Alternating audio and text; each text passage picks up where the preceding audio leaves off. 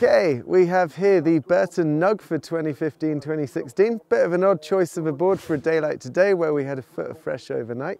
It's only 142 centimeters, so for a guy like myself who's around the 6 foot mark, it's a lot shorter than a board I normally ride, especially on a pow day.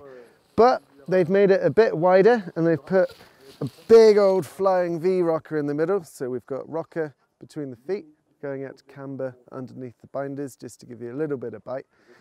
And they reckon that should give you enough float, pop and stability to ride something a lot shorter and have a bit of a play around as you come down the mountain. It's a bit of a wild one, if I'm honest. There's not a lot of edge to grip onto the mountain, so you have to put in a lot of work and plan quite far in advance where you're going to go to make sure you're going to get down in one piece. But when the conditions are good, when there's a nice bit of open pow, or especially a little side hit into some soft stuff, this thing is awesome. You can get a lot of height off a little pop, and because it's so light, you can spin really easily.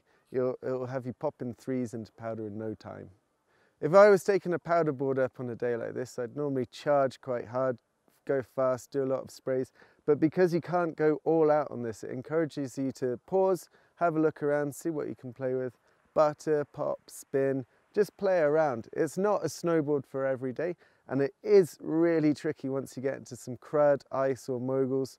But for playing around, having a lot of fun on the mountain, this is definitely a board that you might want to consider as maybe a luxury addition to your quiver.